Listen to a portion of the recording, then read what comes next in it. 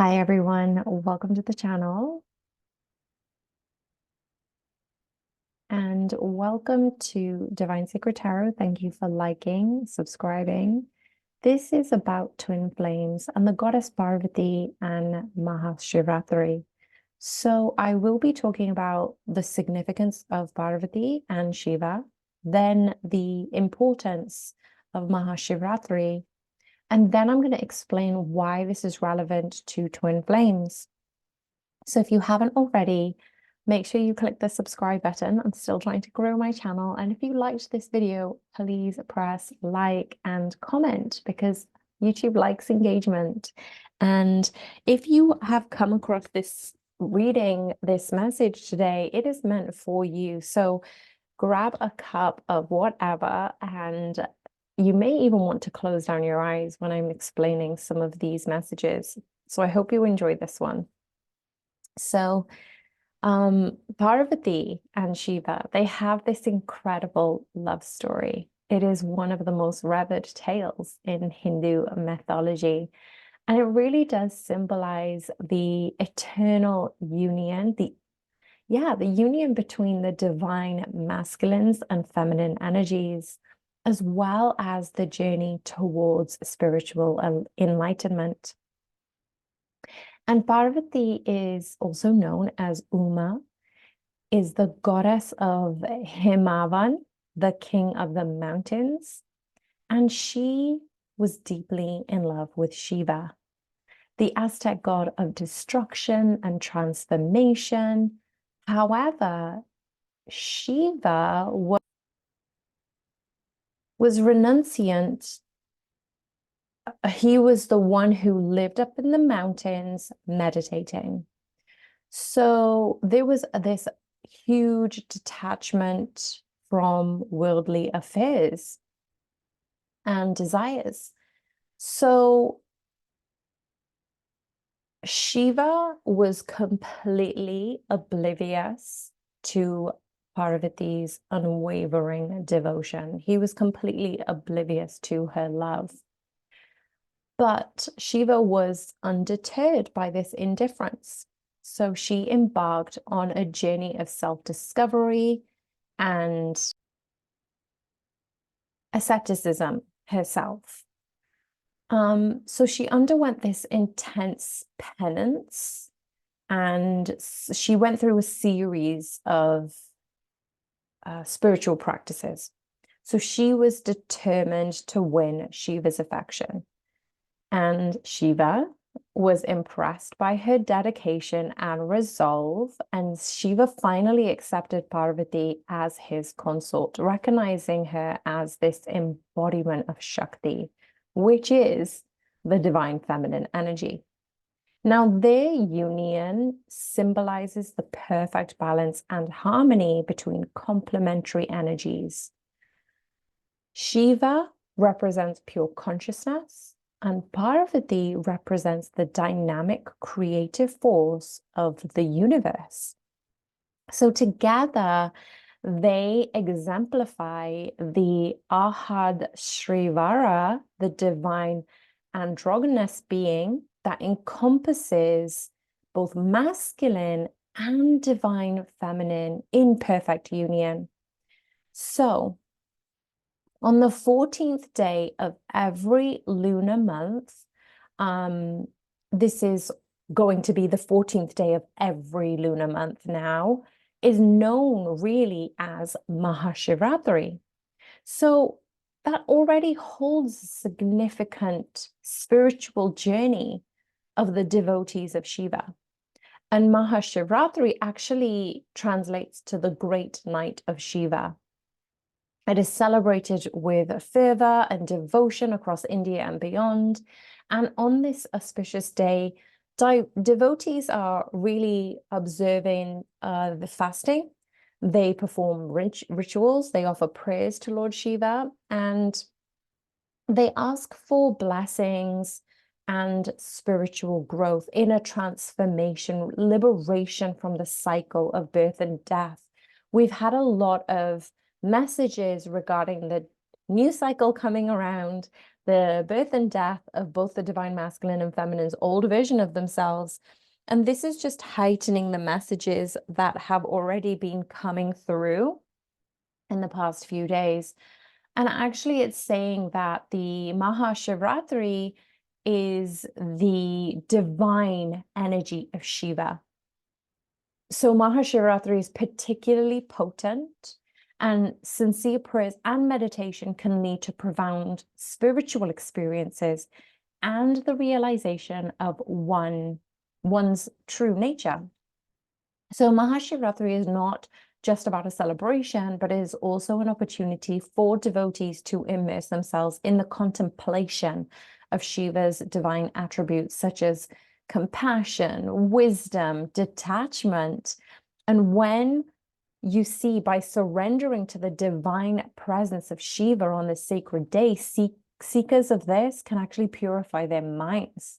They can actually awaken the spiritual consciousness and progress further on the path towards self-realization and union with the ultimate reality. So that's why the 14th Mahadeva, Mahashivratri, actually holds immense importance on those on a spiritual journey. So it really does offer a gateway to divine grace, inner peace, transcendence. And so Mahashivratri, as I said earlier, it does translate to the great night of Shiva. And although Mahashivratri holds deep symbolism of darkness and its transformation into light within the spiritual context, darkness in this context represents ignorance, ego, and the myriad illusions that veil one's true nature. And it's an obstruction to enlightenment, but we do spend a lot of time in this darkness because the universe, the cosmos, is encompassed. It's just seeped in darkness, right? But also Mahashivratri has a purpose concerning this darkness. It can be understood in several layers of significance. And the first one is darkness symbolizes the ignorance that veils the truth of existence. So Mahashivratri is an opportunity for devotees to engage in practices like fasting meditation, as I mentioned earlier, have this capacity for introspection and dispel the darkness of ignorance. And so when seeking the divine grace of Lord Shiva, who is the embodiment of supreme knowledge, which is the ajna, and ajna, if you already know, is related to the third eye chakra. So those who are seeking divine grace from Lord Shiva, especially around the 14th day, they strive to awaken the light of wisdom within themselves, and they seek to transcend the ignorance. But it also invites individuals to confront and transcend their inner darkness, their negative emotions, their fears, their attachments.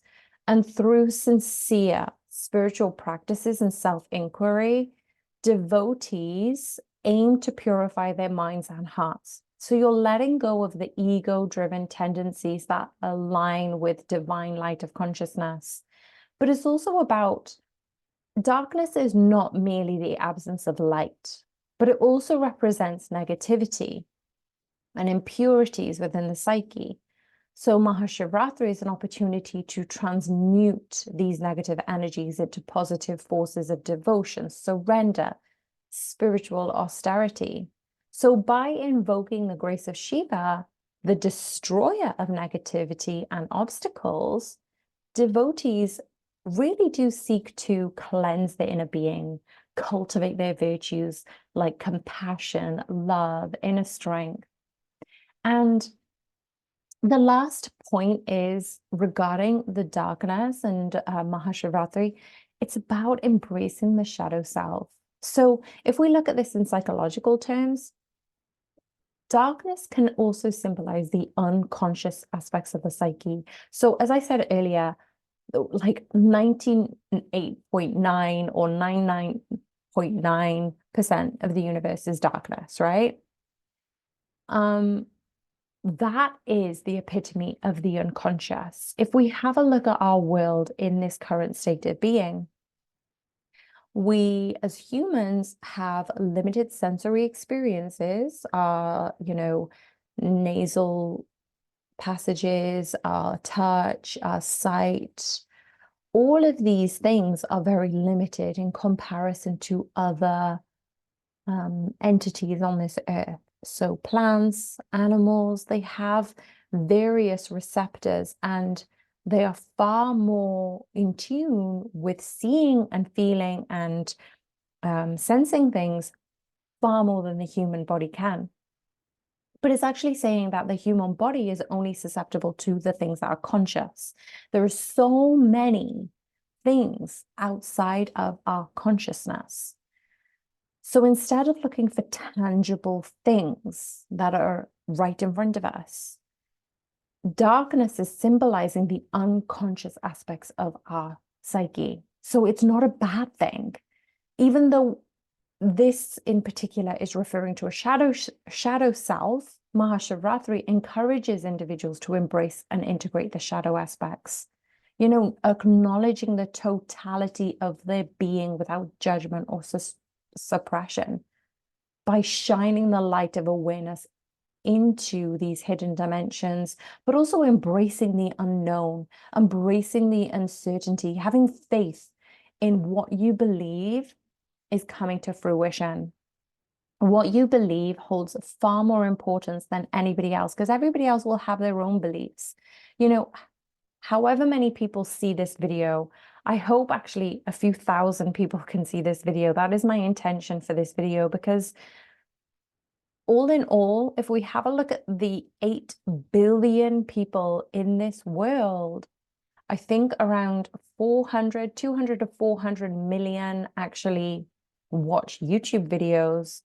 And you divine soul, have come this far in this message, and you are embracing the shadow aspects of yourself, but not in a bad way. There is no light or dark or good or bad. There just is, without judgment, without suppression. So you're achieving this greater sense of awareness, healing, wholeness. And this is why I wanted to put it out there in advance of the 14th. And if you miss it this month, maybe have a look at a certain devotional practice that you may want to chant the mantras, because sound healing is so therapeutic.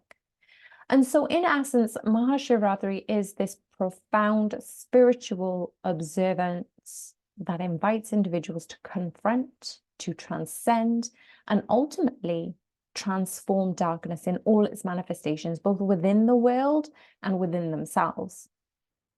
And so you can dedicate any practice, any devotion, any way to awaken this luminous reality of your true nature and lift the veil beyond the darkness, but also embrace where you are.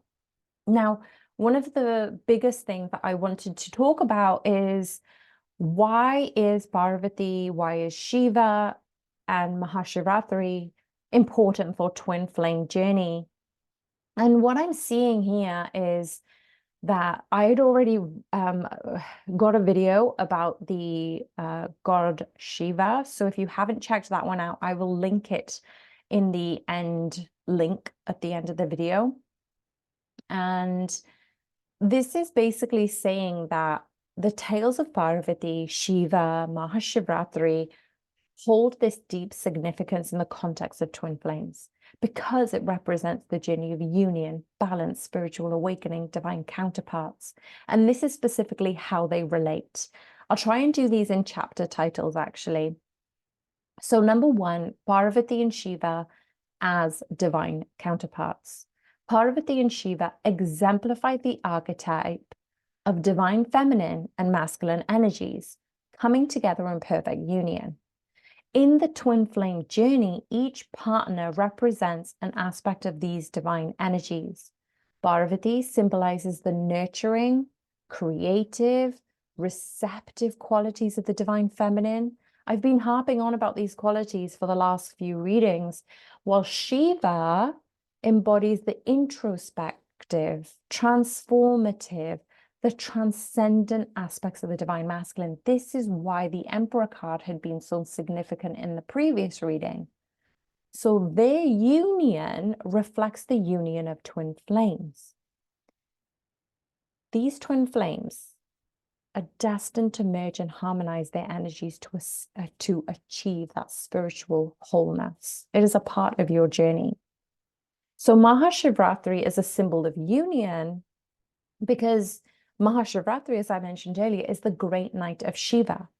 This is a profound symbolism for twin flames seeking union. So just as Mahashivratri celebrates the union of Shiva and Parvati, twin flames celebrate their spiritual reunion and their alignment on this auspicious day. So Mahashivratri serves as a potent catalyst for deepening the connection between twin flames as they collectively surrender to the divine energy of Shiva and then invoking the blessings for their union. It is a time for twin flames to come together in prayer, in meditation, in sacred rituals, aligning their intentions and energies towards spiritual union and oneness. And so the third part is overcoming darkness in the twin flame journey. So as I mentioned earlier, we need to embrace this darkness. A lot of twin flames have been in separation, and the significance of darkness in alignment with Mahashivratri parallels the challenges and obstacles encountered on this twin flame journey. We know twin flames do face periods of separation. They're facing inner turmoil, external challenges, ego manifestations that obscure the path to reunion. All of these things are put in place for you to be aware that even during the darkest times, the light of divine love and consciousness will continue to shine bright. But even in the darkness, you can embrace this unconscious sacred union in that area.